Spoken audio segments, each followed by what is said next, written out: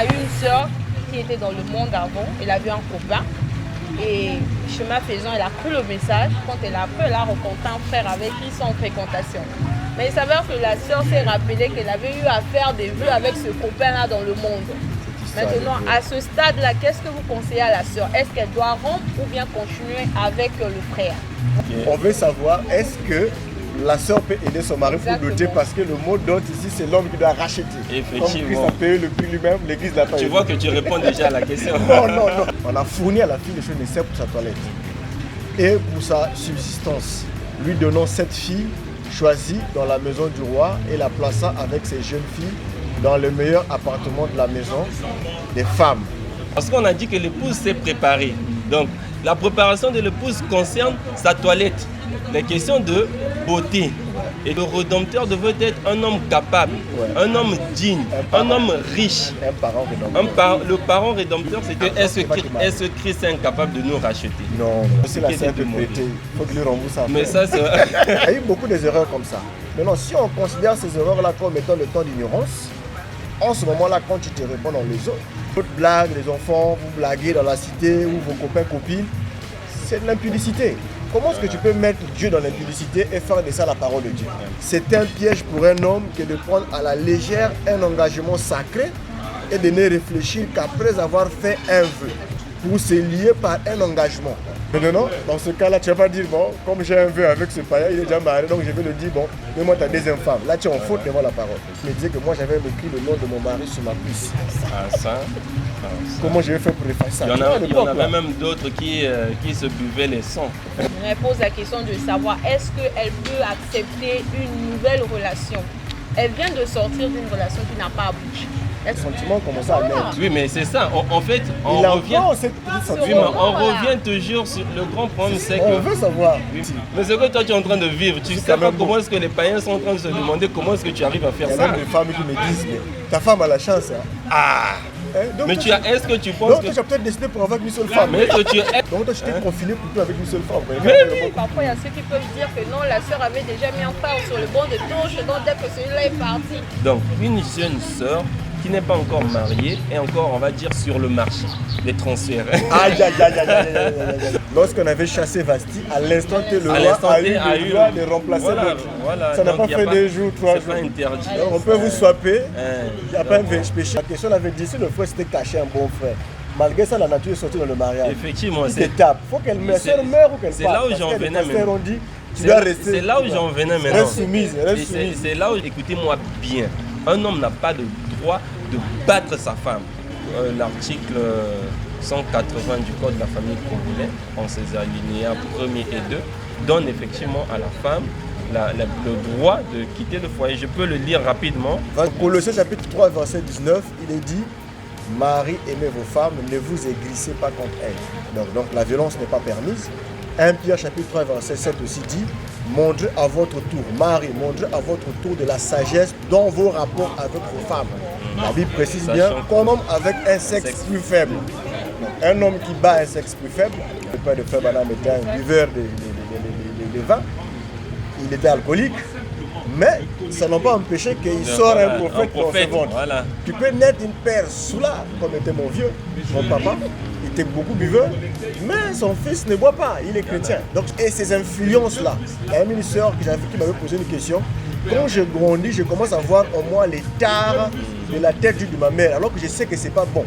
On doit être délivré parce que par le lien des sangs que tu veux ou pas, dans tes gènes à toi, ces choses-là sont avec toi. Il y a une écriture de Frère Branham qui parle d'un jeune homme et d'une jeune fille, ils étaient en fréquentation. Mais il s'avère que le jeune homme avait eu à blesser la jeune fille. Mais lui, dans leur gène, ils ne savent pas comment demander pardon. Et tant que le fils n'est pas né de nouveau, en tout cas, il fera de ce foyer-là un enfer. Mais bien sûr. Bonjour à tous, j'espère que vous allez bien. Ici, c'est la chaîne Vie de Couple Chrétien et ses réalités. Je suis réuni aujourd'hui avec 2 frères, un frère marié plus une sœur. C'est la première fois que la sœur apparaisse, donc elle va se présenter elle-même. Le frère, vous le connaissez déjà, c'est un habitué de nos thèmes. Et c'est une équipe, en fait, nous formons une équipe aujourd'hui, des jeunes qui ont compris l'importance de partager ces grands sujets. Parce que si tu ne comprends pas la question du mariage spirituel, tu ne comprendras pas la question du mariage physique. Et toute la Bible nous parle du mariage entre l'agneau et l'épouse, qui est l'Église. Et voilà, donc nous ne sommes pas un groupe de coachs, non, nous sommes des chrétiens qui partagent la parole avec les Écritures et les enseignements bibliques et prophétiques. Prophétique, c'est que le prophète Branham a parlé, et aussi c'est que nous pouvons lire partout pour grandir. Parce que la vie, il n'y a pas seulement les Écritures, il y a aussi l'éducation. Il y a aussi l'enseignement, il y a aussi l'histoire, il y a aussi le voyage, il y a aussi la médecine, il y a aussi la santé, il y a aussi la loi, voilà, merci beaucoup. Ce qui fait que l'homme est bâti de toutes ces choses-là. Donc je vais vous laisser chacun se présenter. Ce sont les membres de notre groupe. On a un groupe WhatsApp qui fonctionne 24/24, très opérationnel. dont la sœur, elle va se présenter elle-même, et aussi administrateur, le frère est aussi administrateur. Il y en a d'autres qui sont à Brazzaville, d'autres qui sont en RDC, donc on est une grande équipe, nous travaillons ensemble pour ce grand sujet. Alors je passe la parole à la sœur pour qu'elle se présente. Merci beaucoup, Parole Marie. Ouais. Que Dieu vous bénisse, bonjour, bonsoir, selon l'heure à laquelle vous allez me recevoir. Je suis la sœur Anna Méré, membre de l'administration du groupe Vie de couple et ses réalités. Donc je suis aujourd'hui pour l'émission. Que Dieu vous bénisse. Merci. Merci. Bonjour, bonsoir. Effectivement, selon l'heure à laquelle vous allez suivre cette vidéo, je suis le frère Médicène Bonga. Je voudrais d'entrée de jeu remercier le Seigneur pour cette occasion qui nous a permis effectivement de pouvoir être de nouveau réunis pour parler effectivement des questions du mariage et ses réalités. Et donc remercier également aussi le frère Romaric qui est l'administrateur principal et le créateur effectivement de la chaîne VCCT RTV. Et donc nous sommes une équipe, comme il a dit. Pas un groupe de rebelles. Pas un groupe de rebelles, merci beaucoup pour la précision. Il faut on nous donne une mauvaise étiquette. Effectivement. Pas un groupe de rebelles, pas un groupe de coachs qui font des théories sur TikTok. Effectivement. Juste des jeunes gens qui ont compris l'importance du sujet du mariage, ses réalités, les fréquentations et autres. Donc nous sommes là heureux de pouvoir vous retrouver ce jour. Merci. Et je vous garantis que vous serez satisfait parce que l'équipe est bien composée et nous avons beaucoup de questions que la sœur va nous poser. Ça a été demandé pendant beaucoup de jours et les frères ont sélectionné je ne sais pas combien de questions. Elle nous posera et on va essayer de répondre par la grâce de Dieu. Et là où vous pensez qu'on a mal répondu, n'hésitez pas à commenter, de poster des écritures parce qu'ici c'est la Bible qui a parlé. Nous allons vérifier. Si vous avez raison, on va corriger. Et le but, c'est de grandir. Parce qu'on n'a pas le monopole de toute la vérité. Même William on n'a pas le monopole de la connaissance. Là où je ne sais pas, que Dieu vous conduise. Donc, c'est un peu dans ce contexte. Sur ce, nous pouvons lancer nos hostilités. On a pris 5 minutes pour se présenter. Alors, tout en temps. Donc, comme on vous l'avait dit, nous sommes là pour l'émission. On va rentrer directement dans les questions que les célibataires se posent. En tout cas, il y en a beaucoup, mais c'est juste un échantillon des questions qu'on a reçues. Et donc, je vais passer aux premières questions. Il s'agit de notre frère et notre sœur, mais c'est le frère qui pose la question. Il prend le cas d'une sœur moderne, très civilisée et beaucoup intégrante, qui a eu déjà écouté beaucoup de discours. Maintenant, à ce moment-là, comment le frère peut l'approcher? Quelles sont les procédures d'approche pour ce frère-là? Ça, c'est la première question. Et la deuxième question, c'est une sœur et un frère aussi qui sont en fréquentation et qui s'aiment. Maintenant, chemin faisant, il arrive qu'ils ont décidé de passer aux examens médicaux, ce qui est une très bonne chose. Malheureusement, après les résultats, ils se sont rendus compte qu'ils ont un problème de groupe sanguin. Les deux sont des AS. Maintenant, ils posent la question de savoir comment est-ce qu'ils vont faire, quel est le conseil que vous allez leur donner par rapport à ce cas-là. Voilà les deux questions. Merci.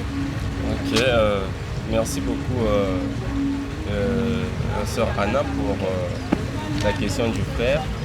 En tout cas, nous allons essayer de répondre avec du mieux que nous pouvons par la grâce du Seigneur. Ok, déjà pour répondre à la première question, je dirais que... Question dure, hein? Oui, je t'assure, mais après, bon, heureusement pour nous, on a la grâce du Seigneur, on a le Seigneur qui est là pour nous orienter, nous guider dans toutes les questions. Et donc, je dirais que c'est déjà intrigante, d'accord, de pouvoir écouter ce genre de discours, parce que il y a à se demander comment se fait-il qu'une sœur Il y a à se demander comment se fait-il qu'une sœur ait déjà écouté tous les discours. Parce que n'oublions pas que c'est comme si, en fait, l'idée que ça donne de la chose, c'est comme si la sœur avait déjà une vie sexuelle très active avant le mariage. Or, nous savons tous que c'est vraiment une disgrâce pour une jeune fille de pouvoir connaître les hommes avant le mariage.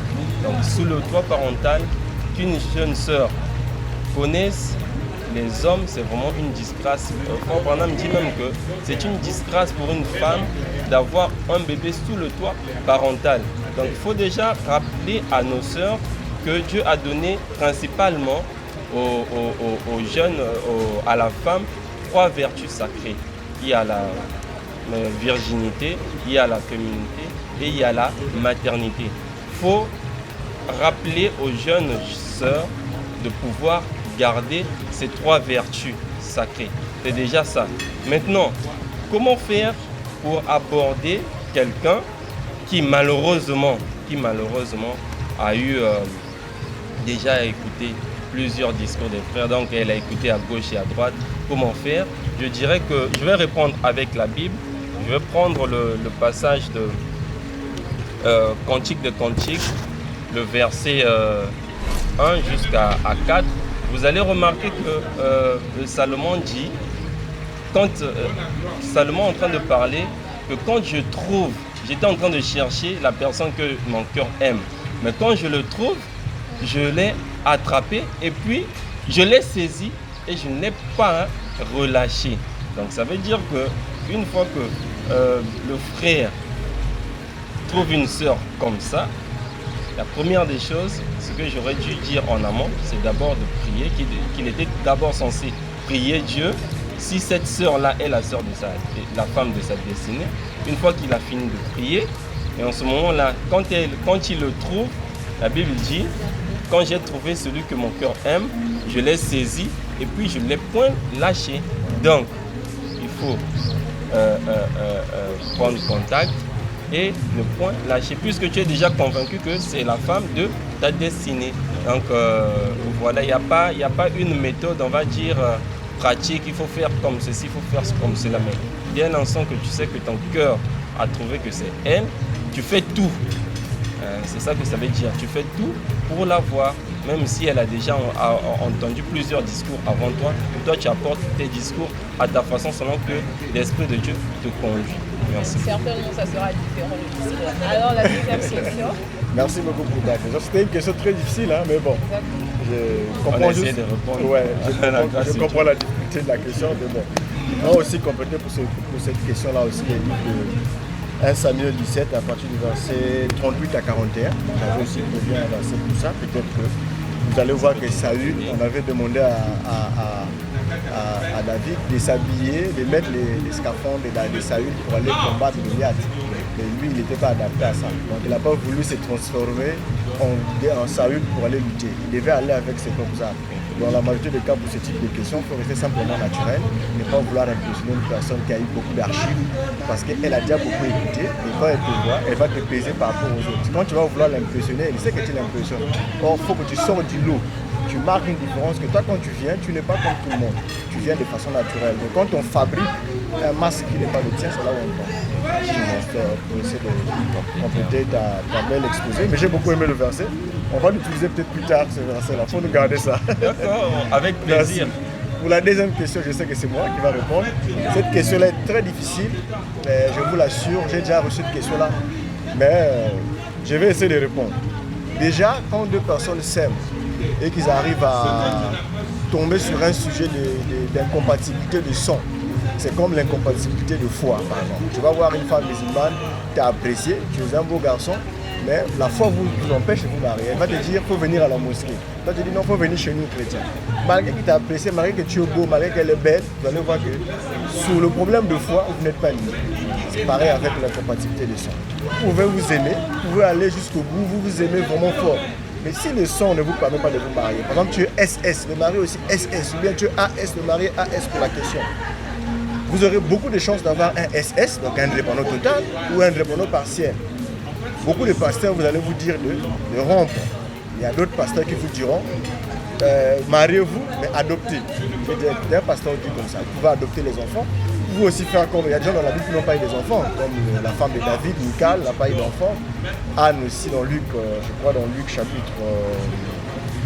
chapitre 2, verset 37, elle était mariée vierge, mais elle est morte sans enfant. Elle était veuve sans enfant. Donc il y a des gens qui sont mariés jusqu'à la mort, ils n'ont pas eu des enfants dans la Bible. Ce n'était pas un péché, ce n'était pas un châtiment. Tout comme aussi, vous pouvez dire, bon, au lieu qu'on puisse mettre au monde, créer des enfants qui vont mourir à l'âge de 18 ans, 20 ans, maladifs, ben, on obtient pour l'adoption. Et Dieu est le premier père au monde qui a adopté plus. Nous sommes tous issus d'adoption. Et le premier enfant de Dieu, c'est Jésus. Et par Christ, nous avons été adoptés. Comme disait Frère Branham, qu'un couple qui n'arrive pas à avoir d'enfants, le prophète conseillait qu'on adopte. Parce qu'il croit à l'adoption. Mais chez nous, en Afrique, souvent l'adoption, c'est quelque chose qui paraît comme un échec. Il dit encore plus loin qu'une fois qu'il va adopter, cet amour maternel-là, envers cet enfant qu'il a adopté, peut créer en elle la maternité et elle peut enfanter. Donc, en adoptant un enfant, tu peux aussi susciter un autre enfant qui peut venir par un miracle. Tout comme aussi si Dieu a décidé que vous vous aimez et que vous ne voulez pas avoir des enfants qui vont être malades, ben vous vous mariez, mais faites ce que j'ai dit. La sœur prend une méthode contraceptive, qu'elle ne tombera pas enceinte, ou le frère fasse des méthodes pour ne pas avoir d'enfants. Parce que vous êtes conscient que si vous avez des enfants, vous aurez forcément des drépanos. Et si vous avez des drépanos, si vous aimez ces enfants-là, vous n'allez pas vouloir qu'ils viennent pour souffrir dans le monde. Donc, votre amour, c'est vrai, mais votre amour ne prime pas sur les enfants qui vont venir. Si votre amour prime sur les enfants qui vont venir, on va vous trouver comme des assassins. C'est ça le mot. Parce que vous les voyez naître pour mourir en fait. Et ça, vous êtes sûr à 100% que vous aurez un drépano total et des drépanos partiels. Ou encore, vous aurez parfois que des SS tout le temps. Rare, vous allez croiser AA, mais vous aurez toujours des AS, AS, mais beaucoup plus de SS aussi qui vont sortir. Donc, dans ce cas, où vous arrêtez, pour finir, où vous arrêtez la relation, chacun fait son chemin, vous constatez dans le cadre de plusieurs critères qui ne marchent pas. Je t'ai aimé, tu es belle, on s'entend bien, et sur notre point de vue de la foi, on n'est pas d'accord, on arrête. Ça peut se passer. Donc ce point de son peut aussi être un point de non-compatibilité, on ne peut pas avancer. Donc ça joue vraiment sur vous. Maintenant, si vous pensez que malgré ça, vous pouvez quand même vous marier, alors adoptez. Je pense que c'est la réponse la plus logique à cette question. Maintenant, si vous voulez... Aussi pour te compléter, ouais. dans le même sens d'idée, en fait, la Bible est en train de dire que deux personnes ne peuvent pas marcher ensemble si elles ne s'accordent pas. Très bien. Donc, en fait, ce verset, il faut le prendre dans tous les sens du terme. Ouais. Ne pas s'accorder. Déjà, si vos sons ne s'accordent pas, bon, écoutez, vous ne pouvez pas marcher ensemble. Mais ils disent que nous, on brûle trop. Non, c'est pas la question là. Non. Ils disent on brûle, on est prêt à passer. Non, ils ne peuvent pas brûler. À quelle étape ils sont? Ça aussi, c'est un problème. Non, mais en fréquentation, non. En fréquentation. En fréquentation, déjà, on ne brûle pas. Parce qu'on vient pour enquêter, pour checker. On brûle vraiment quand on est fiancé. L'amour est un processus. C'est un processus. Ça ne vient pas comme ça, comme un éclair. Et puis, non. Donc, pour cette question-là, voilà. Donc, Michal, vous pouvez lire 2 Samuel 6, verset 23. Et le livre de Luc, chapitre 2, verset 37. Il y a une femme qui était veuve. Elle est restée veuve, elle n'a pas eu d'enfant, elle s'est mariée déjà à la vieillesse aussi. Donc vous allez lire beaucoup d'écritures, il y a eu des gens qui n'ont pas eu d'enfants. Il y en a aussi qui ont décidé de ne pas avoir d'enfants, par volonté, des milliardaires le font beaucoup. Il y a des gens qui décident de ne pas avoir d'enfants, ils ne pêchent pas, ils adoptent. Donc vous pouvez adopter si vous voulez aller. Voilà, on a pour gagner en temps. On passe à la question. On a la troisième question, c'est celle de savoir avec le mouvement de la dot qui est en train d'être augmenté par les parents, on tient compte du niveau d'études de leur fille et aussi si elles travaillent encore, ça aussi ça devient très compliqué. Je m'en vais vous poser la question de savoir comment va se passer un frère et une sœur qui sont en fréquentation. Il s'avère que le frère travaille, la sœur également elle travaille, mais la sœur gagne un peu plus que le frère. Est-ce que la sœur peut donner ou bien prêter de l'argent à son futur mari pour faire avancer les choses et se marier? Quel sera votre conseil à propos de cette question? Et la quatrième question, c'est celle-ci. On a eu une sœur qui était dans le monde avant, elle avait un copain et chemin faisant, elle a cru le message. Quand elle a fait, elle a rencontré un frère avec qui ils sont en fréquentation. Mais il s'avère que la sœur s'est rappelée qu'elle avait eu à faire des vœux avec ce copain-là dans le monde. Maintenant, à ce stade-là, qu'est-ce que vous conseillez à la sœur? Est-ce qu'elle doit rompre ou bien continuer avec le frère? Voilà les questions qui vous sont soumises. Merci beaucoup, sœur Anna. Vous comprenez que la vie n'est pas simple. Hein, elle n'est pas simple. La troisième question, comme ça tu la prends. D'accord. La troisième, en fait, c'est en ce qui concerne la dot. Sachant que les parents augmentent maintenant la dot en tenant compte du niveau d'études de leur fille. Ouais, tu peux prendre. Et aussi du fait qu'elle travaille, si possible, si elle travaille. Hein. En fait, si j'ai bien compris, on veut savoir, je vais essayer de poser la question. Okay. On veut savoir, est-ce que la sœur peut aider son mari pour doter, parce que le mot dot ici, c'est l'homme qui doit racheter. Effectivement. Comme Christ a payé le prix lui-même, l'église n'a pas Tu aidé. vois que tu réponds déjà à la question. Non, j'ai réfléchi à la question. Non, mais tu as déjà répondu à la question. Je te laisse continuer. En fait, c'est une question qui se pose souvent. Cette question-là est récurrente. Ça vient tout le temps. Mais en fait, nous n'allons pas répondre selon ce que nous pensons. Nous allons répondre selon ce que la parole dit. Très bien. En fait, on est sur la question du rachat. Hein, on est vraiment sur la question du rachat. Et vous allez lire que dans le livre de Les Noces de l'Agneau, avant même les Noces de l'Agneau que le prophète Branham a prêché, il y a le livre de l'Apocalypse 19, le verset 7. Et quelque part là, la Bible dit que l'épouse s'est préparée. D'accord? Est-ce on va lire? On peut lire, permettez qu'on lise. Comme ça, pour l'édification de chacun. Le bien-aimé, il va lire, comme ça va nous édifier. Apocalypse combien? 19, le verset 7. Regarde un peu ton chapeau. Réjouissons-nous et soyons dans l'allégresse et donnons-lui gloire, car les noces de l'agneau sont venues et son épouse s'est préparée. Voilà, donc c'est ça. Hein. La Bible dit que son épouse s'est préparée. Maintenant, la question est de savoir qui a préparé l'épouse ou bien alors l'épouse s'est préparée comment. On va lire le livre de Esther. Esther 2, le chapitre 9. Esther, le chapitre 2, les versets 9 et 12. On va trouver 2, le verset 9 et 12. On va lire, disons le Seigneur. La jeune fille lui plut et trouva grâce devant lui. Et il s'empressa de lui fournir les choses nécessaires pour sa toilette. On a fourni à la fille les choses nécessaires pour sa toilette et pour sa subsistance, lui donnant 7 filles choisies dans la maison du roi et la plaça avec ses jeunes filles dans le meilleur appartement de la maison des femmes. On va lire le verset 12. On va au verset 12. Oui, chaque jeune fille allait à son tour vers le roi Assyrus après avoir employé 12 mois à s'acquitter de ce qui était prescrit aux femmes. Pendant ce temps, elles prenaient soin de leur toilette, 6 mois avec l'huile, des myrrhes, et 6 mois avec les aromates et des parfums en usage parmi les femmes. Qu'est-ce que nous comprenons par là? Nous comprenons que l'époux qui vient pour racheter, qui vient pour avoir la sœur en mariage, qui vient pour doter, doit fournir à la sœur ce qui est nécessaire. D'abord pour sa toilette. Parce qu'on a dit que l'épouse s'est préparée. Donc, la préparation de l'épouse concerne sa toilette. Les questions de beauté et tout ce qui va avec. Maintenant, quand tu as payé la dot, la loi disait que le rédempteur devait être un homme capable, un homme digne, un homme riche. Un parent rédempteur. Le parent rédempteur, c'était quelqu'un qui devait avoir... Boaz. Voilà, vous pouvez même lire l'histoire de Boaz et Ruth. Vous allez comprendre qu'il s'agit de quelqu'un qui est capable. D'accord? Peu importe le niveau d'études de la sœur, peu importe le niveau social de la femme, mais le parent rédempteur lui-même d'abord, il doit être capable. Ça, c'est le premier critère pour pouvoir faire le rachat. Ce n'est pas une histoire où on vient, on demande à la sœur, bon, toi tu es en train de travailler, cotise, fais ceci. Non, parce que l'histoire du rachat concerne l'homme. Et l'homme est censé s'occuper de tout. L'homme est censé s'occuper de tout. C'est un peu comme Paul dit quoi. Et Paul dit que ce mystère est grand, je le dis par rapport à Christ et l'Église. Est-ce que nous pouvons dire à Christ, non, toi tu es incapable, tu ne peux pas faire telle chose, laisse-moi m'occuper de telle chose qui concerne le rachat. Non. Et donc, ce que je suis en train de dire au départ dans le livre de Les Noces de l'Agneau, que le prophète William Branham a prêché, il dit que l'époux a tout préparé pour les noces.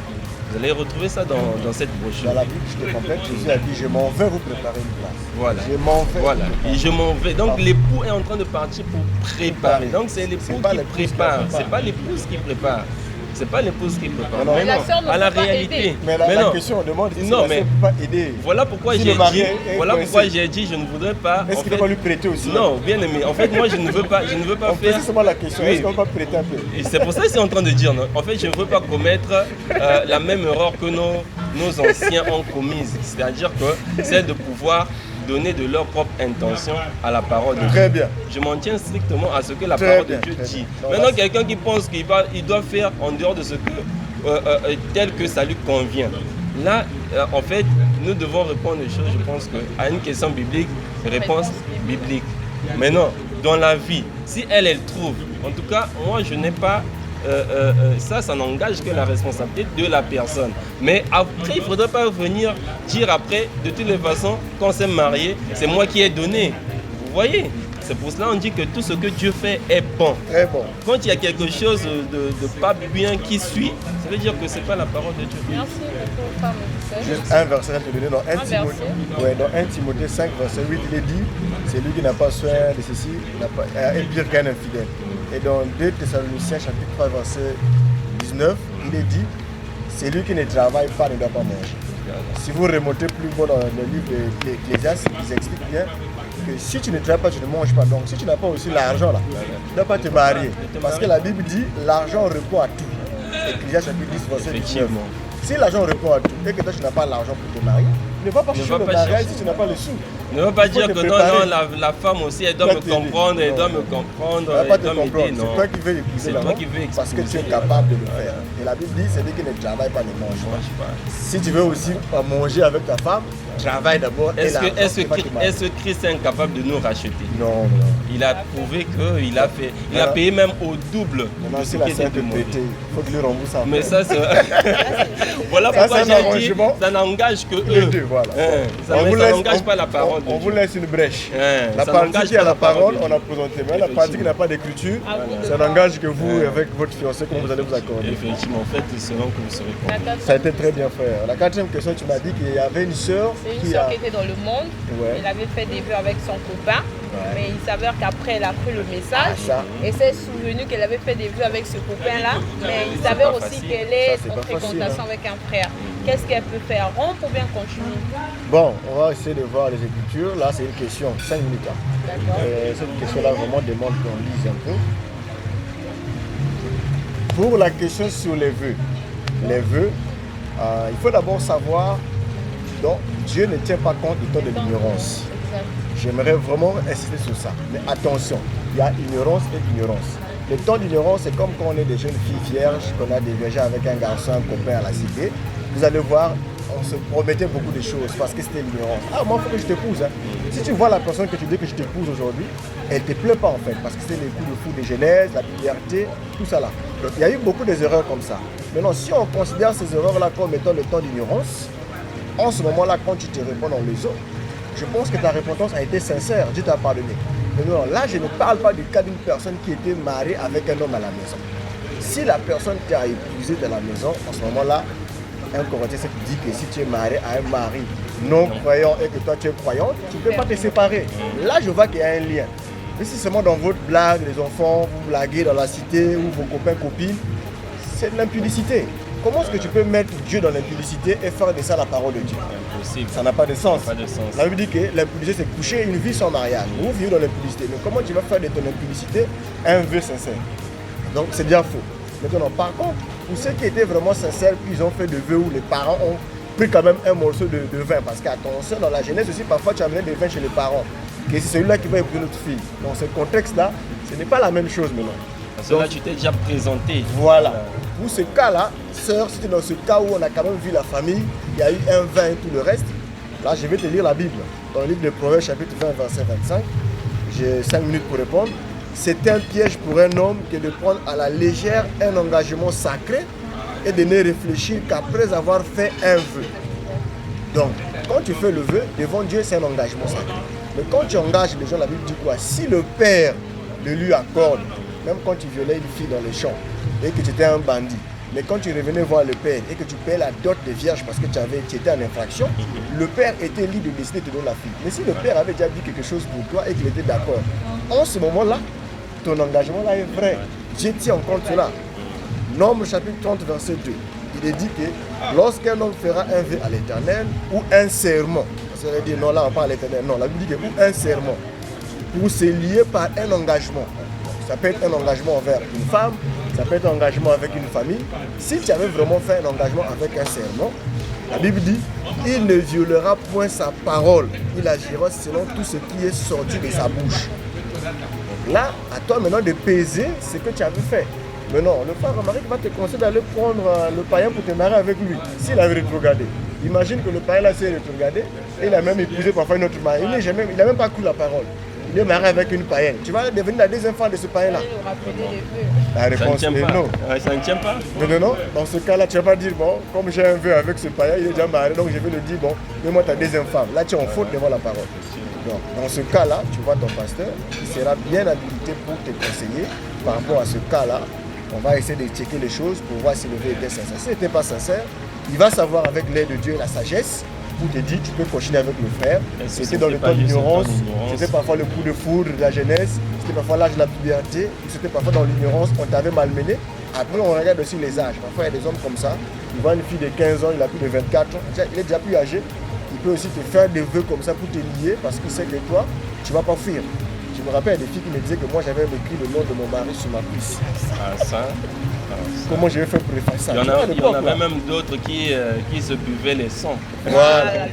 On fait un truc et on boit. Voilà. Tu sais, dans ce contexte-là, mais madame, ma soeur, je ne sais pas comment je vais te répondre à cette question, mais va voir le pasteur, ou il va prier pour toi, je sais parce que ça c'est pas bon, ça c'est vraiment un lien, ou dans le cas contraire, tu vas avec le frère dans ta confession, tu lui confesses ça, c'est lui qui va te prendre, qui va te parler, parce que madame dit que quand tu fais une confession sincère, même si tu avais perdu ta virginité, devant ton mari qui te prend, Dieu considère que tu es redevenu vierge pour elle, sur le plan physique, bien que tu resteras détruite, mais devant Dieu, c'est comme si tu n'avais jamais péché.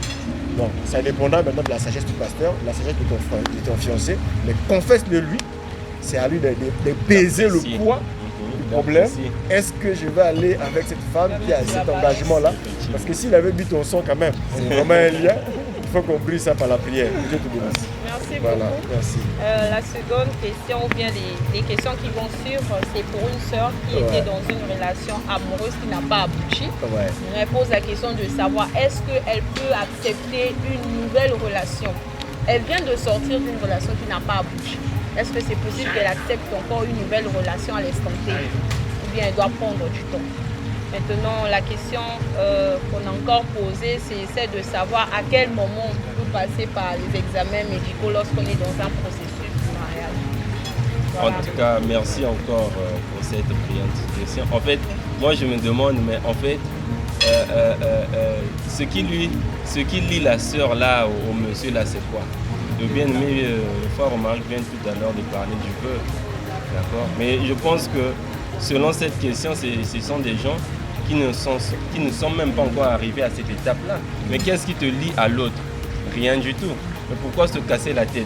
Je pense que c'est précipité. Je viens de sortir. Oui, mais tu ne te casses pas la tête. Qu'est-ce qui te lie à lui? Est-ce que vous avez eu un enfant ensemble? Est-ce que vous avez fait un vœu ensemble? Non, mais qu'est-ce qui te lie à lui? Mais écoutez, il ne faudrait pas... c'est-à-dire, il ne faut pas mettre ton bonheur entre parenthèses parce que, bon, à cause d'une relation comme ça qui n'a pas tenu, je vais essayer un peu de dire que bien sûr que oui, effectivement, parce que le prophète dit toute fréquentation n'aboutit pas au mariage. Or, ici, on est bien d'accord qu'effectivement, elle sort de la fréquentation, entendons-nous bien. Exact. C'est pas quelque chose où... non, là, on ne parle pas d'une personne qu'on est en train de proposer par les frères qui n'ont pas fréquenté chemin faisant. Là, on parle d'une personne qui a eu quand même à participer à la fréquentation et quelques sentiments commencent à naître. Oui, mais c'est ça. En fait, on revient toujours sur le grand problème, c'est que... On veut savoir. Oui, mais en comment il va enlever de bon ça rapidement, il bascule chez l'autre. Non. Tu quittes Paul, tu vas à Pierre. Oui, mais c'est pour ça. Au moins de 2 mois. C'est pour ça que je suis en train de dire.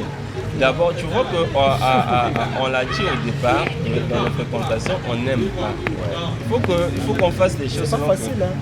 Non, mais c'est pas facile, mais on a Dieu. Voir une sœur, mais on a Dieu, mais la vie chrétienne, elle n'est pas facile, mais nous la vivons. Mais tu t'efforces, ça n'est pas Est-ce que c'est facile pour voir un jeune homme comme toi beau, élégant, ayant les moyens, Merci. Je suis quand même beau. mari d'une seule femme. Merci. Mais ce que toi tu es en train de vivre, tu sais pas comment est-ce que les païens sont en train de se demander comment est-ce que tu arrives à faire Il y a ça. même des femmes qui me disent, mais ta femme a la chance. Hein. Ah. Hein? Donc, Mais est-ce que tu penses donc, que... tu as peut-être décidé pour avoir une seule femme. Mais est-ce que tu arrives là à faire ça par tes propres Non, moyens? c'est pas la grâce de Dieu. Par la grâce de Dieu. Une femme a dit Donc, ça, va être bon. voilà, donc on est en train de parler quand même des chrétiens. Donc toi, tu t'es confiné pour tout avec une seule femme. Mais Mais oui. confiné quand même. On va confiner à la maison. Mais oui, la vie est un choix, non? Tu as choisi d'être confiné avec une seule femme. En fait, voilà, tu as choisi ta prison dorée. Non, le problème, Écoutez. c'est en fait, parfois, il y a ceux qui peuvent dire que non, la sœur avait déjà mis un phare sur le banc de touche, donc dès que celui-là est parti, Bon, il doit moi- trouver un autre. Ok. Moi, je vais Mais- te donner quand même un verset pour ta question. Quand tu seras prêt, je pourrai compléter. Effectivement, C'est toi donc qui me j'étais donnes en, la train de, parole. j'étais en train de répondre. Donc c'est pour dire que déjà, il Je faut viens de me que souvenir d'un verset. il faut qu'on se rappelle qu'on est en train de parler quand même des chrétiens. Ouais. C'est une histoire vraiment qui concerne les chrétiens. Ouais. Donc je dis que bien sûr que oui, parce que le prophète dit toute fréquentation n'aboutit pas au mariage. Donc elle a le droit effectivement de Il n'y a pouvoir. pas une date limite. Il n'y a pas une date limite. Ouais. Le délai de vétusté en Nous Écosse, avons un il y en a verset pour pas. prouver ça. Effectivement. Donc, il n'y en a pas. Donc, et donc, elle a le droit effectivement de se mettre en relation avec une autre. Je vais prendre toujours le cas des... comment vous appelez ça du livre de Esther. Esther 2, le verset 13-14. En fait, là-bas, la Bible est en train de parler que... Vous voyez, Esther, elle n'était pas seule à pouvoir prester devant le roi. Ouais. Elles étaient nombreuses. Maintenant, la Bible est en train d'expliquer que quand une femme n'était pas choisie, elle partait. Elle partait, mais non. elle revenait plus. Non, Quand elle sortait. non, en fait, elle pouvait revenir, mais à la demande du roi. Tu vois, non? C'est-à-dire que tu es venu et tu n'as pas, effectivement, tu n'as pas plu au roi. Mais il peut se rappeler et dire, écoute, reviens. C'est pour dire quoi? Tu es toujours prenable. Est-ce que vous comprenez le lien? C'est-à-dire que tu es toujours prenable. Ça n'a pas marché avec tel frère. Si un autre se présente, tu es toujours prenable. Il faut continuer à prester. C'est ce que les jeunes filles ont fait devant le roi. Hein, la Bible est en train d'expliquer qu'elle venait là et elle s'était parée des trucs et puis elle faisait le défilé. Donc, c'est ça prester. Donc une jeune sœur qui n'est pas encore mariée est encore, on va dire, sur le marché des transferts. Aïe, aïe, aïe, aïe, aïe, aïe, aïe, aïe. On va le dire comme ça. Voilà, donc du coup, il ne faut pas C'est un mettre match, au bonheur le match est chaud. Hein. que la Donc dite tu vas dans la quitter le sœur. FC Barcelone pour aller à FC Real Madrid. Tu vas quitter FC Oui, mais Chelsea c'est un pour aller à problème de FC Bayern contrat, Munich. non? Si le contrat là n'a pas marché, je peux signer un autre contrat ailleurs. J'espère que Même dans le... sans colère après. Parce que les Non, sœurs, mais- souvent, ils se fâchent après ou le frère. Non, écoutez, mais J'espère qu'il y aura des shalom après. la bien-aimée, je pense qu'on a une belle citation du prophète qui dit que, en fait, une femme, un homme, peu importe, en fait, la personne devrait être assez responsable que si jamais une relation n'a pas marché, que la sœur lui dise, la sœur lui dise, non mais écoute, Mais c'est difficile voilà. à vivre en Afrique quand même. non mais écoutez, faut le laisser. C'est-à-dire Moi, qu'il j'avais faut déjà dit ça à une sœur, mais elle m'avait dit c'est pas ce que moi j'ai dit. Si tu trouves que la Je sœur, t'ai pas là, dit que je trouve que j'aurai le bonheur si la là-bas. sœur C'est te toi qui dit, dis. si la sœur te dit qu'elle Non. a trouvé son bonheur ailleurs, Moi qui a proposé la session à la sœur, on laisse parce que madame dit que si la sœur trouve le bonheur ailleurs, Voilà. moi je t'ai pas dit ça que tu dis là. Je dis ça, c'est toi qui dis à ma place. ok. non mais faut lui apprendre à dire comme ça, parce que c'est le prophète qui dit qu'on doit dire comme ça. Voilà. Et donc il faut que, en fait, la Bible dit il est bon que nous accomplissions toute justice. Voilà. D'accord. Donc si le prophète dit que quand tu sors d'une relation que ça n'a pas marché, le gars te fait savoir que il a trouvé mieux ailleurs, tu dois être assez chrétienne pour lui souhaiter le bonheur là où il va. Très bien. C'est Et ce ne que- pas être là dans les archives Et pour ne pas l'attaquer être dans la- et voilà. aménager sa future candidate. Candidate. Non, Voilà. c'est pas Sans chrétien. inverse ou candidat. Hein, Et pour le c'est pas Ouais. chrétien. Voilà, pour le verset, pour te compléter, cette question-là, il y a un verset que je devais, deux versets. Genèse chapitre 18 à partir du verset... Genèse 28 à partir du verset 18, on parle de Jacob qui avait aimé Rachel, on lui a donné Léa. Malgré ça, Jacob est venu à l'instant te dire à Jacob, tu m'as trompé, je vais prendre ta sœur. Pourtant, il avait une femme, il a basculé sur l'autre sans traîner. sans Il y a aussi- traîner. sans traîner. Il y a aussi Abigail. Si vous lisez 1 Samuel chapitre 25, à partir du verset 36 jusqu'au verset 44, vous allez voir que son mari est mort 10 jours seulement. David lui demande au mariage et elle a accepté David. 10 jours. Donc il n'y a pas une date. Elle était même mariée. Voilà. Veuillez vos noms. Donc vous Il y a lisez pas de 1 date. Samuel Il y a pas 25 de date. à partir du verset 36 à 44. Donc quand David pas avait appris, d'interdiction. vous allez voir Il y a pas qu'elle avait, d'interdiction. elle avait accepté. Il n'y a pas d'interdiction. Pareil pour Esther que tu viens de parler. Il y a un point que tu n'as pas vu, c'est que lorsqu'on avait chassé Vasti, à l'instant que le À roi l'instant a T, eu le droit de remplacer l'autre. voilà. Ça n'a Donc, pas il y a fait 2 jours, 3 C'est pas jours. interdit. Donc on peut vous swapper. Hein. Il n'y a pas un péché. Nous avons des exemples d'Afrique. Ne faites pas des conflits Hein, comme frère, ça. si la entre sœur t'a guillemets. refusé, passe à autre chose, elle t'a pas Les sœurs apprécié. également. Celle aussi passe à autre chose, c'est pas Passe un à autre problème. Il y en a dans la Bible beaucoup des exemples, on vous a donné. Toi, c'est bon déjà. Et à propos des examens médicaux, à quel moment il faut commencer à le faire? Bon, moi je pense que je n'ai pas un verset qui dit à quel moment. Par contre, dans la mairie, on nous exige avant le mariage de faire des examens prénuptiaux. Donc je pense que tu es déjà fiancé, hein, de faire ça. Mais pour nous, dans l'église, on nous conseille de le faire dans les fréquentations avant que vous vous fiancez. Parce que pourquoi? On revient sur la question que j'ai répondue au dépôt. On recherche des tares, AS, ici, des maladies un peu qui peuvent créer, soit du VIH aussi. Parfois, le foie a une mauvaise vie en cachette. Il va brûler l'enfant de Dieu avec son sida. Donc pour moi, ça se fait avant que vous commencez à brûler. Voilà. C'est Parce que l'étape dans la fréquentation, il faut faire les enquêtes. En fait. Voilà. Et les enquêtes, il y a tout Dans ça. les enquêtes, il y a tout ça, le sang, tout ça, ça rentre dans le cadre des enquêtes. Donc c'est une chose qu'on fait avant que vraiment l'amour commence à monter. Dès que tu trouves que bon, apparemment il est bon, on peut avancer. Mais il y a un point qui nous bloque. Est-ce qu'on est compatible côté santé, côté sang?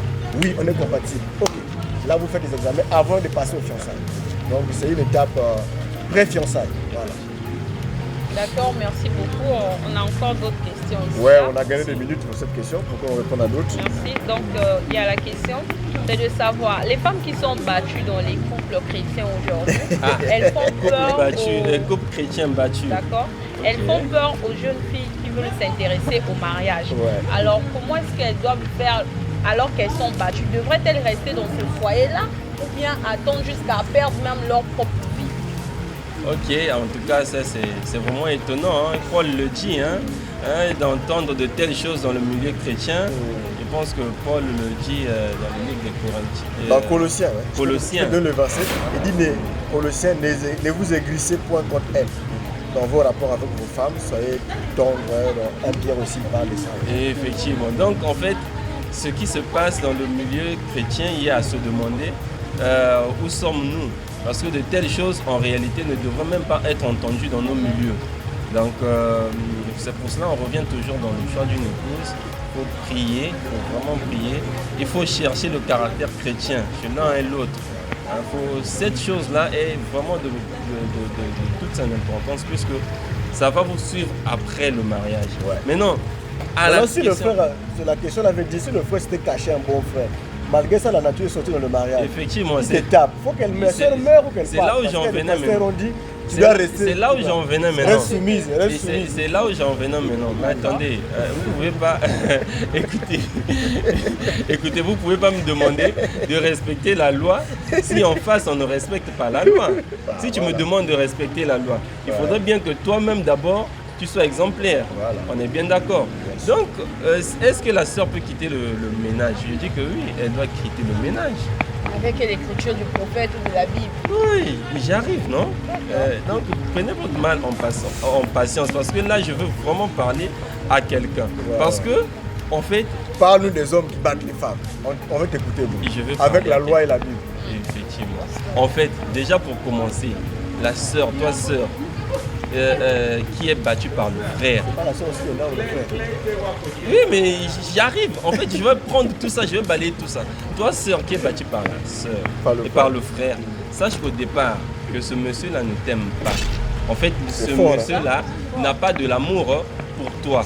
Parce que la Bible dit, j'ai dit que je vais répondre selon la parole de Dieu, je ne vais pas répondre selon ma connaissance ou bien mes bonnes intentions. Selon les pensées des autres. Oui, selon les pensées des autres. La Bible dit que l'amour ne fait pas du mal au prochain. Romains 13, 10. L'amour ne fait pas du mal à son prochain. Quand je fais ça, je te fais du bien, je te fais du mal. Tu me fais du bien. Faut aider, non?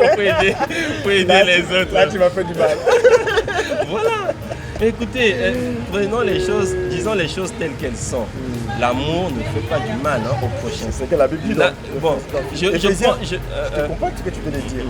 Éphésiens chapitre 5, verset 29, il dit « Car jamais personne n'a haï sa propre chair, mais il la nourrit et on prend soin comme Christ. » Avant même d'arriver là, voilà. C'est-à-dire que je vais vous prendre un exemple comme ça, là, maintenant, la terre à terre. Dans le cas de ne pas faire mal. Dans le cas de ne pas faire mal et dans le cas de ce que l'amour ne fait pas mal au prochain. J'ai ce téléphone, d'accord, il coûte ce que ça coûte. Mais je ne peux pas me permettre de prendre ce téléphone et de le jeter à l'eau. N'est-ce pas vrai? Pourquoi? Parce que en fait, ça a de l'importance, ça a de la valeur à mes yeux. Mais si pour une chose, je ne peux pas faire ça, je ne peux pas passer, qu'en est-il de celle qui est os de mes os, chair de ma chair? Ça veut dire que le monsieur là, en fait, t'a menti au départ. Ça veut dire que le monsieur t'a menti au départ. Parce que la Bible est claire, l'amour ne fait pas du mal au prochain. Donc je voudrais bien qu'on m'explique quel est cet amour-là qui consiste à battre l'autre. Ça, c'est au point 1. Au point 2, pourquoi je dis que la sœur peut quitter? Pourquoi est-ce que je dis que la sœur peut quitter? Parce que le prophète Branham dit que non, vous n'avez pas, un homme n'a pas le droit, écoutez-moi bien, un homme n'a pas le droit de battre sa femme. Est-ce qu'on se comprend bien? C'est-à-dire que tu n'as pas le droit de battre. Quand tu n'as pas le droit, ça veut dire que ça là, tu ne peux pas. C'est pas négociable. C'est pas négociable. Il n'y a pas de raison à donner. Quand on n'a pas le droit, quand on n'a pas le droit, ça veut dire qu'on n'a pas de droit. Quand tu n'as pas de droit et que tu fais, tu es en infraction. Est-ce qu'on est d'accord? Je suis juriste aussi. Ouais, bien sûr. Bon, voilà. Donc ça veut dire que si tu fais comme ça, on peut te porter plainte, on peut te poursuivre. Ça, c'est ce que le prophète dit. D'ailleurs que si vous dites que non, elle est têtue, elle ne t'a pas compris, le frère Branham dit que vous êtes censé lui parler de son comportement. Vous êtes censé lui parler. C'est ce que le prophète dit. Si vous constatez qu'elle a fait quelque chose qui est faux, lui parler. Si vous n'arrivez pas, vous avez les témoins qui sont là. Si vous n'arrivez pas, vous avez le pasteur qui est là. Si vous n'arrivez pas, en tout cas dans la famille, il y a toujours quelqu'un elle écoute. Elle va écouter. C'est ça, c'est ce que la parole dit, c'est ce que le prophète demande. Donc le prophète demande dans ce cas-là de pouvoir parler à la sœur. Si tu trouves qu'elle est énervée ou bien fait des choses pas bien, donc tu fais comme ça. Maintenant, l'autre chose, pourquoi est-ce que j'ai dit oui? Vous savez qu'il y a plusieurs sources. Ce que j'aime, c'est que la Bible, c'est quelque chose, ça se rapporte au droit en fait. Ok, donc j'étais en train de dire que le droit aussi, la Bible se rapporte au droit. Et juridiquement, à cette question-là, l'article 180 du Code de la famille congolais, en ses alinéas 1er et 2, donne effectivement à la femme le droit de quitter le foyer. Je peux le lire rapidement. Vas-y. Je peux le lire rapidement. On a dit qu'on a besoin de l'histoire, la loi, la Bible. Effectivement. On accepte tout ça. Pour pouvoir édifier. Donc je lis l'article 180 du Code de la famille congolais dit que le divorce peut être possible lorsque, l'alinéa 1, lorsque la vie commune est devenue intolérable par suite de l'infidélité, des excès, sans passe, des sévices. Sévices. La violence conjugale. Les sévices. Et je passe à l'alinéa 2, lorsque la vie d'un conjoint et la sécurité des enfants sont gravement compromises par l'inconduite. Taper quelqu'un, ce n'est-elle pas de l'inconduite? Quand on te tape, vous avez dit, ça peut entraîner la mort.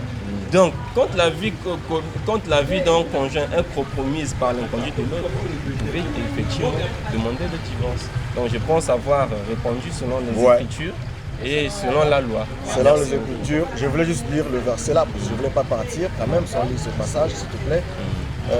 Pour cette question, il ne faut pas faire comme les pasteurs qui disent c'est reste seulement là-bas jusqu'à ce que la fille ne tue, alors que lui-même, le pasteur, sa fille à lui, si on lui fait ça, il va l'enlever vite. Il faut préciser que tu pars, mais sans pourtant te remarier. Non, elle ne se marie pas, elle sait ça.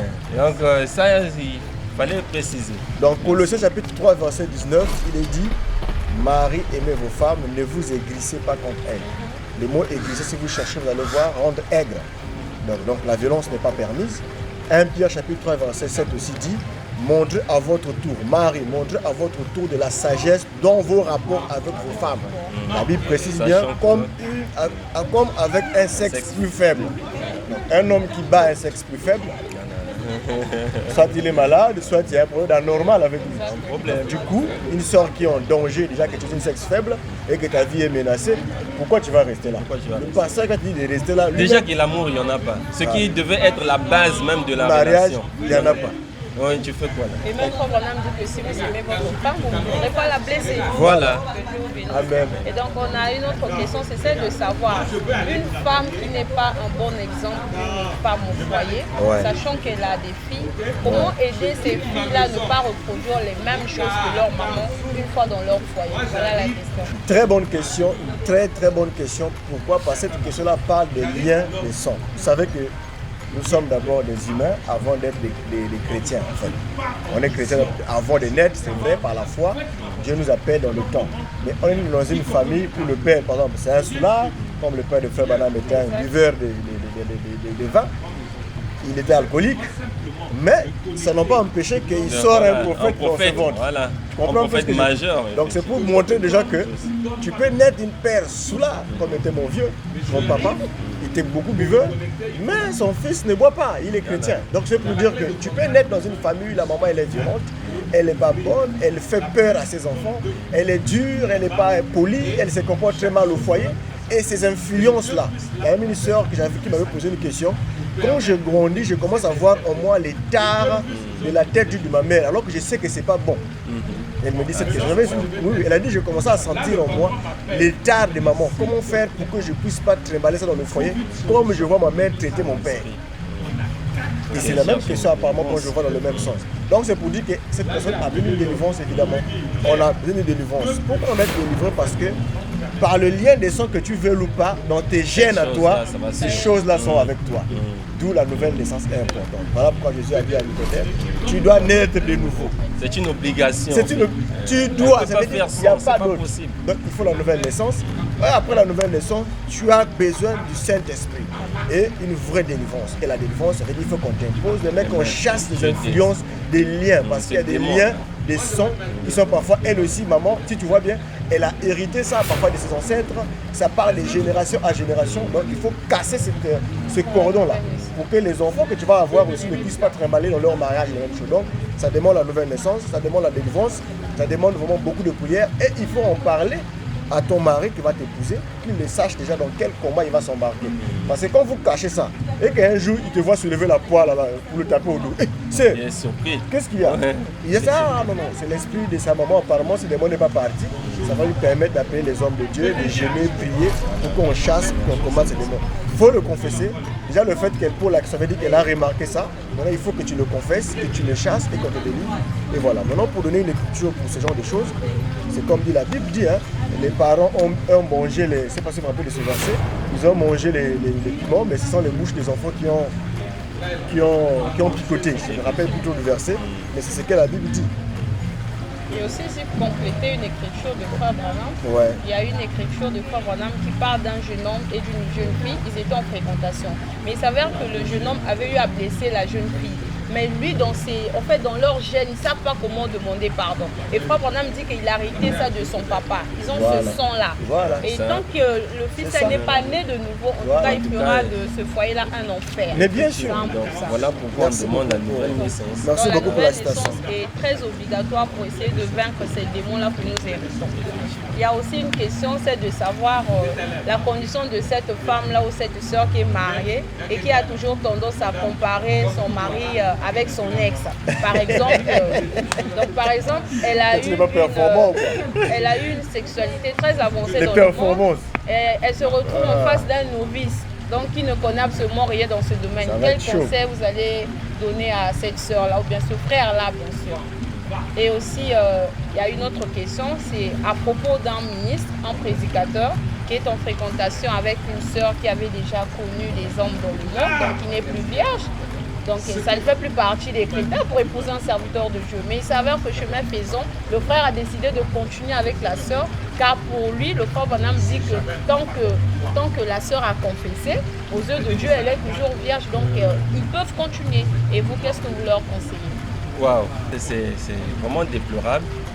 c'est vraiment déplorable. Une sœur, d'écouter qu'une sœur, effectivement, compare son rédempteur à son ex, quelqu'un qui a souffert pour toi au moment que l'ex là, il n'a rien fait du tout, mais voilà.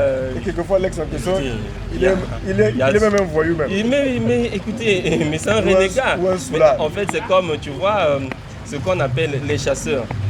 Ceux qui n'ont pas de permis de tirer, on les appelle comment? Les tirailleurs. Les braconniers. Les braconniers, on dit les tirailleurs. Non, les braconniers. Donc quelqu'un qui va avec la fille d'autrui sans pourtant avoir payé le prix. C'est un braconnier. Donc déjà tu es tombé sur un cas de braconnage. Maintenant Dieu t'a fait grâce et il t'a donné son fils bien-aimé, il t'a donné un bon chrétien. Maintenant, qui t'a honoré, qui t'a doté. Au moment que non, le braconnier là n'a rien donné, même pas une bissap. Bon, maintenant tu vas te permettre de le comparer à ton ex pour dire que non, toi tu n'es pas performant et tout comme ça. Maintenant, comment on fait pour aider une telle personne? Oui, mais de cet esprit-là. Oui, mais en fait, là, il y a un problème. Elle doit considérer déjà la dame. C'est comme si elle n'est pas satisfaite d'abord de ce qu'elle a eu. Oui, mais en fait, déjà la dame doit considérer qu'elle est graciée. Elle est graciée de ce que le frère l'a honoré. Mais non. Quand elle considère qu'elle a la grâce. Oui, mais la grâce n'enlève pas le besoin là. C'est un besoin physique. On arrive. Je comprends un peu la question. Mettez votre mal en patience. On arrive. Le besoin là, mon frère. Déjà. Avec l'imposition de ça peut aller. Non, même pas. C'est-à-dire que déjà, c'est-à-dire que, je ne sais pas, peut-être que les gynécologues pourront nous aider pour pouvoir. Déjà, si elle a ce besoin, c'est la moindre des choses, c'est exprimer là où elle veut arriver, mais pas à le comparer à l'autre. Ça, j'ai dit non. Ça, je dis carrément non. Si quelqu'un a un autre besoin autrement, et en fait, les couples, il y a comme ça des traitements. Il y a comme ça des traitements pour le mari, pour la femme, pour permettre à ce que les deux, ça puisse tenir. Il y a des traitements qui existent, notamment les compléments alimentaires et autres. Et ça existe pour pouvoir être au diapason de l'autre. Donc c'est une question sérieuse qu'il faille discuter sérieusement avec l'autre. Je trouve que en tout cas, tu n'atteins pas mon niveau. Et en ce moment-là, ils trouvent une personne sérieuse qui va les aider dans le traitement afin de faire en sorte que les deux puissent aller. Mais pas à le comparer. Pourquoi je dis pas à le comparer? En fait, j'étais en train de dire tantôt que la grâce n'est grâce que pour celui ou celle qui la prend comme grâce. Maintenant, si toi tu le fais comme qui dirait pour faire des pics au mari, la Bible dit ceci dans le livre de Deutéronome 24 au verset 1. Lorsqu'un homme aura pris et épousé une femme qui viendrait à ne pas trouver grâce à ses yeux parce qu'il a découvert en elle quelque chose de faux, il écrira pour elle une lettre de divorce.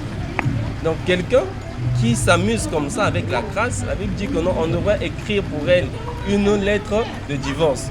Donc j'accepte qu'elle n'arrive pas et elle n'est pas satisfaite, qu'elle en parle à son mari et doivent trouver quelqu'un qui va les aider. Mais quand ça devient des témoins de mariage, non? Voilà. Mais après, c'est quelque chose de physiologique. En fait, c'est un besoin qui est naturel, il faut combler. Mais il faut qu'on lui explique comment faire. Voilà pourquoi je suis en train de dire que quand elle constate que le mari n'est pas aussi performant que son ex ou bien ses ex, elle doit pouvoir dire, mais sans pourtant dire que tu n'es pas comme.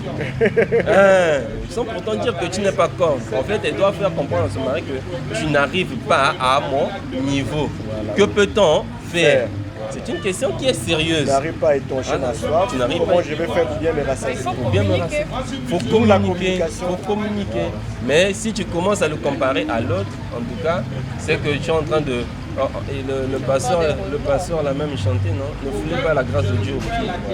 Voilà, la grâce n'est grâce que pour celui ou celle qui la prend comme tel. Maintenant, si tu penses que tu dois bafouer ce bien-aimé-là qui t'a honoré. Et l'apôtre Paul condamne la comparaison. Dans 2 Corinthiens 10, verset 10, nous n'osons pas nous égaler ou nous comparer à quelqu'un de ceux qui se recommandent à eux-mêmes. mais en se mesurant à leur propre mesure et en se comparant eux-mêmes.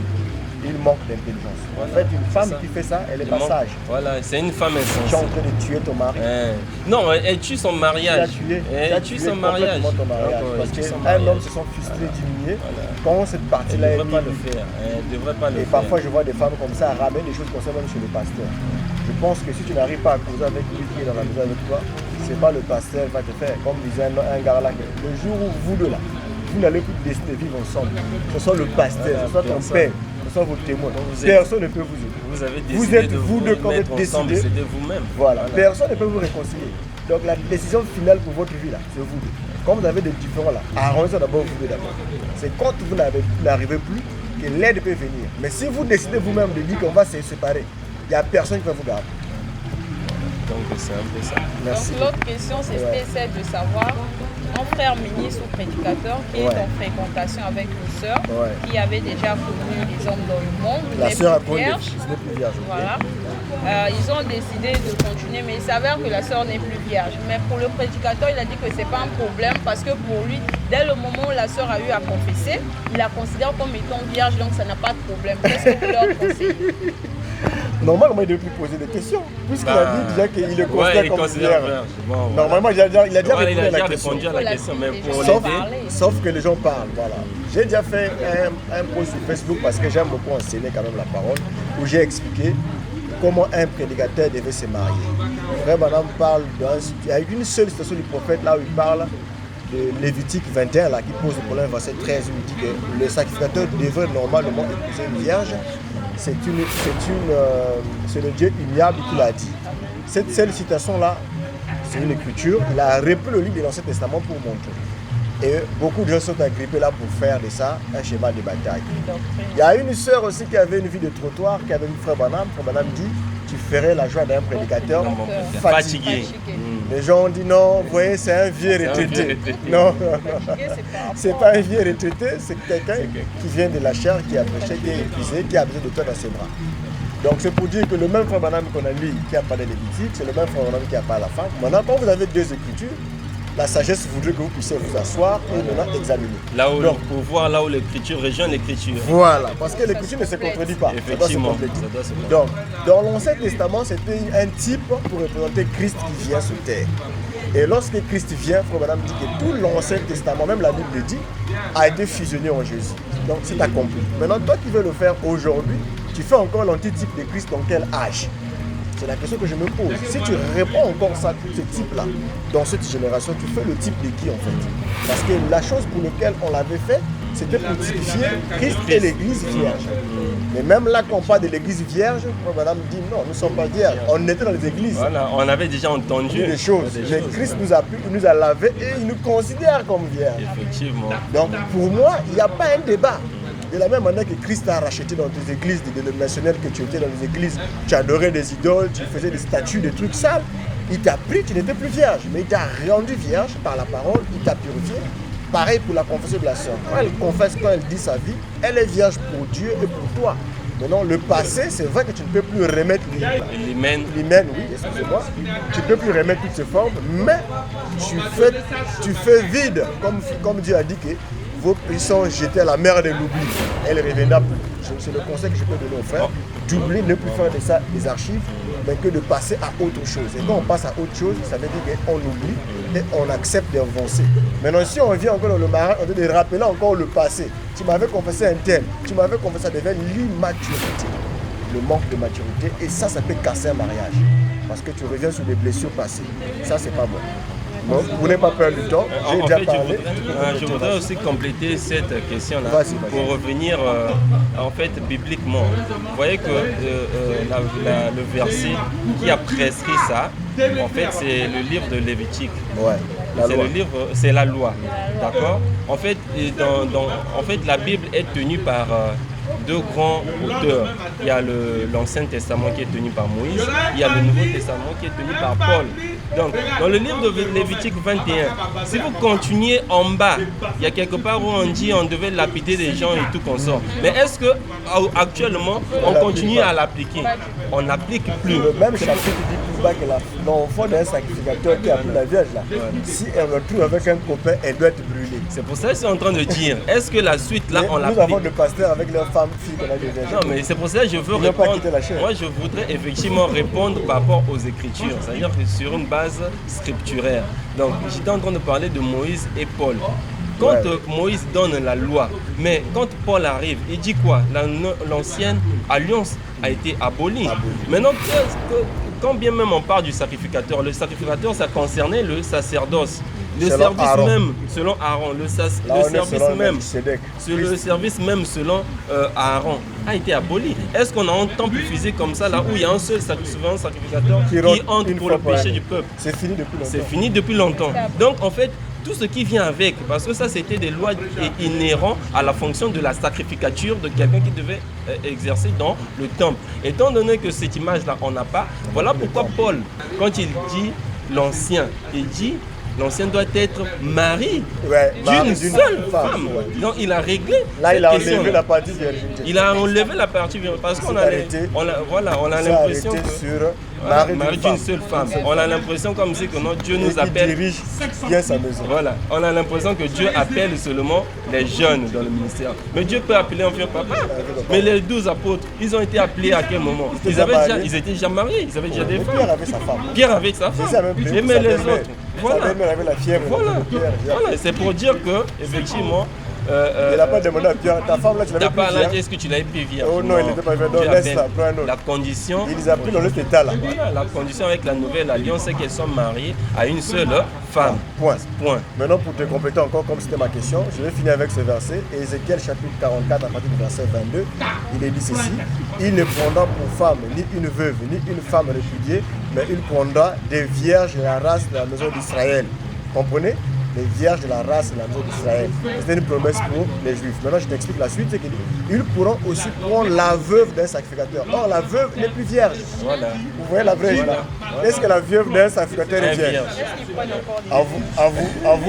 À vous de cocher la question. Merci beaucoup. On avait également une dernière question qui nous est arrivée. C'est le cas d'une sœur et d'un frère aussi qui sont en fréquentation. Il s'avère que la sœur avait déjà un enfant avant d'avoir cru et ils sont en fréquentation. On va le partager avec cette question. Et la question qui se pose, c'est parce que pendant leur parler, leur débat, échange et tout, le frère a dit à la sœur que moi je ne voudrais pas, si on se marie, que ton fils habite avec nous. Sauf que c'est juste pour les vacances qui sont de 3 mois. Maximum 3 mois, pas plus. Moins. Et la sœur aussi, elle dit que non, moi je ne peux pas parce que c'est mon fils et je veux rester avec mon fils. Et cet échange-là a créé un débat, créé vraiment des frustrations. Qui risque d'amener aux séparations. Et donc, elle a même dit que je risque de rompre à cause de cela. Ils sont déjà mariés. Non, en fréquentation. De parler. Ils sont en fréquentation. Ils sont en fréquentation, la fréquentation déjà. Je te laisse avoir la parole.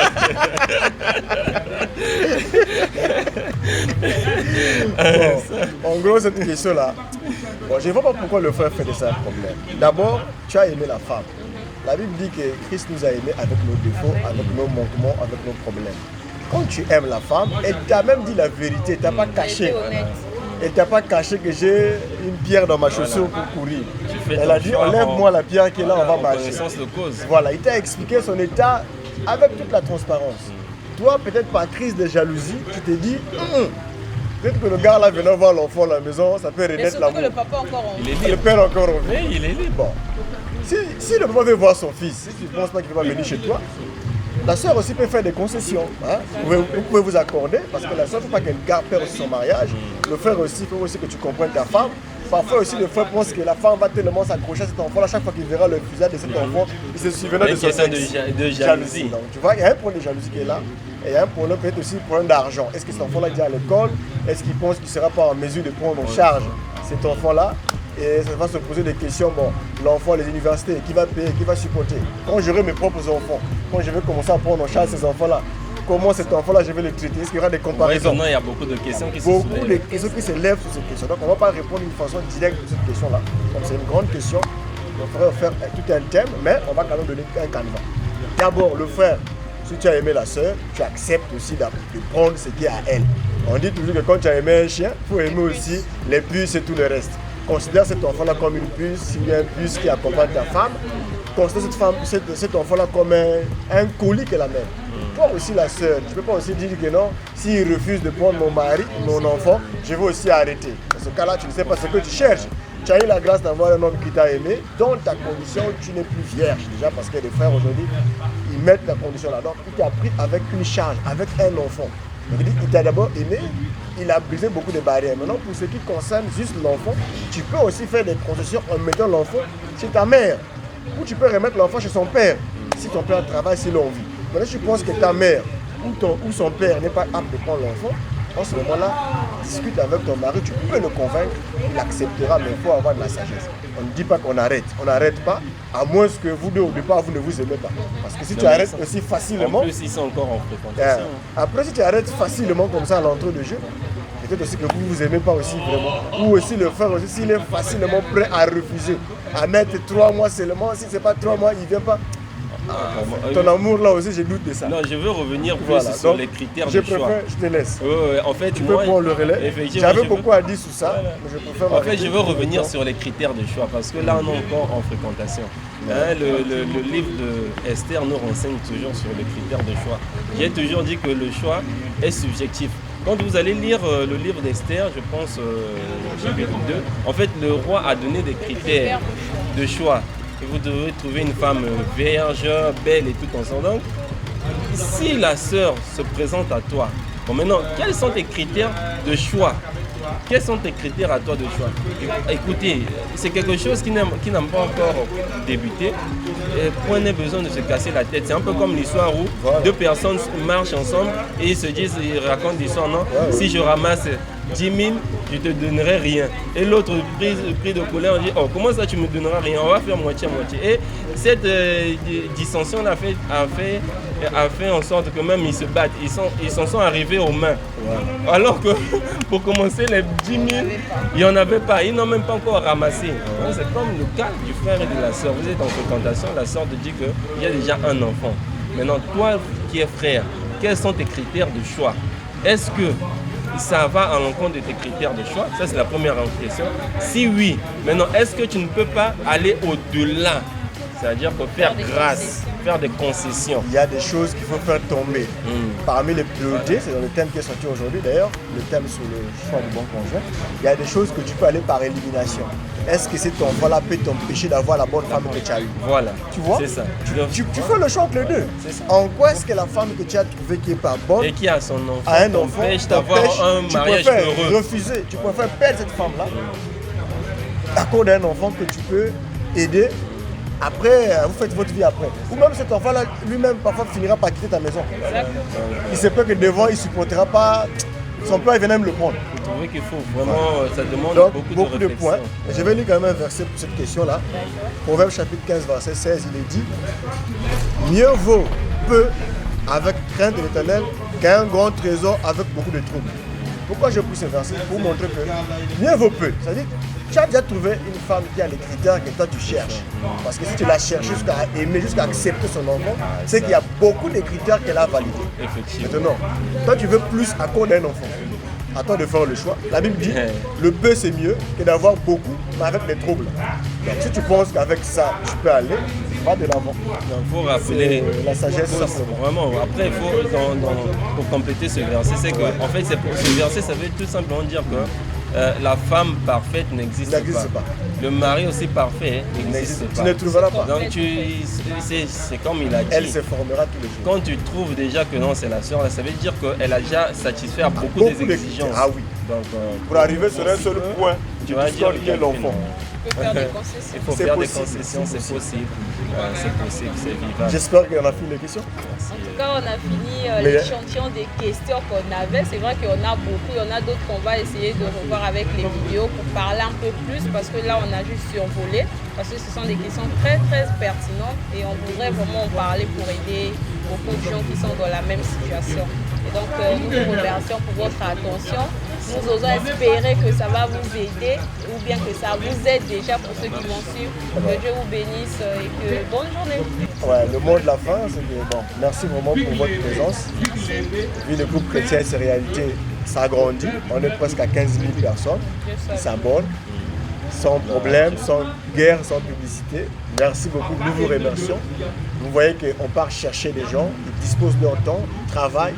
Je suis aussi occupé, elle aussi, elle travaille. On doit trouver un temps pour partager, pour que ça aide les gens, pour que ça aide la jeunesse et de façon gratuite. Et la seule chose que nous vous demandons, c'est de nous soutenir dans la prière, de vous abonner, de partager ce que nous faisons et d'inviter d'autres personnes aussi à se joindre à nous, car nous avons une grande communauté en privé qu'on discute, que ce soit sur WhatsApp, sur Facebook, on est partout. Que Dieu vous bénisse. Et nous parvenons aussi leurs remarques. Ouais, les remarques sur nos trucs, les points qu'on n'a pas bien répondu, les commentaires, c'est fait pour ça. On ouvre toujours les commentaires, tous les commentaires sont les bienvenus. Et on s'améliore au fur et à mesure. Prochain numéro, la sœur Anna va vous dire, c'est notre administrateur fétiche qui gère tout ce qui concerne les lives. Tu n'as pas présenté les lives qu'on fait. Donc chaque 21h, Air Congo, Brazzaville, RDC, on se retrouve avec des frères qui sont aux États-Unis, au Canada, en France, en Chine, partout dans le monde. Ils sont nombreux. Nous nous retrouvons là-bas et souvent les dimanches, on parle des sujets tabous qui concernent les mariages, qui concernent les couples. On a aussi un groupe un peu privé, que des mariés, là où la sœur n'est pas, mais moi je suis là-bas avec le frère, où on parle songo en tout cas. On appelle le chien par le chien, on appelle le chat par le chat. Ça se dispute grave, mais avec les écritures, avec les gens qui sont de la matière. On a des gynécologues, on a des frères médecins, on a des frères juristes, on a des frères banquiers, on a des frères qui travaillent dans tous les domaines, des organisateurs de fêtes de mariage. Donc on a tout ce monde-là. On fait passer les experts dans le domaine pour donner des réponses à des questions qu'il faut. Quand il faut changer des écritures, on a aussi des gens qui enseignent, comme moi je parle beaucoup de la parole, comme les frères aussi partagent, donc on parle de la parole et on discute, on échange avec les gens. Voilà un peu ce que nous faisons, voilà ce que nous faisons. Que Dieu vous bénisse, c'était un plaisir, à très bientôt. Ciao. Shalom, ciao.